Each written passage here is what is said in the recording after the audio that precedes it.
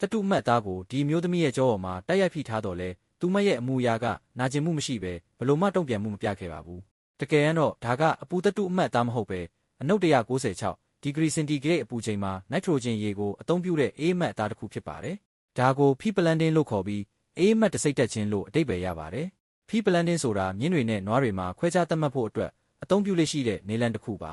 အပူကိုမသုံးဘဲအလွန်အေးတဲ့တတုကိုအသုံးပြုလေ့ရှိပါတယ်မကြာခဏဆိုသလိုအရေနိုက်ထရိုဂျင်ဒါမှမဟုတ်အရက်နဲ့ရောထားတဲ့၆သွေးတဲ့ရေခဲနဲ့အေးခံလေးရှိပါတယ်တတုအေးခဲသွားပြီးရင်အရေပြားပေါ်မှာစက္ကန့်နှဲငယ်ကြာဖိထားလိုက်ပါတယ်ဒီထူးခြားတဲ့အေးမှတ်အသားတတုချောင်းဟာတိရစ္ဆာန်များကိုနာကျင်မှုမရှိစေဘဲအမှတ်အသားပြုလုပ်ဖို့မွေးမြူရေးလုပ်ငန်းတွေမှာအသုံးပြုပါတယ်ပုံမှန်အပူအမှတ်အသားများဟာအရေပြားကိုလောင်ကျွမ်းစေပြီးယောဂပိုးဝင်ခြင်းကိုဖြစ်စေနိုင်ပြီးမြင့်မားတဲ့အပူချိန်ကိုလည်းလိုအပ်ပါတယ်အေးမှတ်အသားများဟာအဲ့ဒီနာကျင်မှုကိုတိတိတသာလျော့ကျပေးပါတယ်ဒါပေမဲ့လည်းမှားယွင်းစွာပြုလုပ်မိရင်ယောဂပိုးဝင်ခြင်းဒါမှမဟုတ်အာယုံကြောပျက်စီးခြင်းကိုဖြစ်စေနိုင်ပါတယ်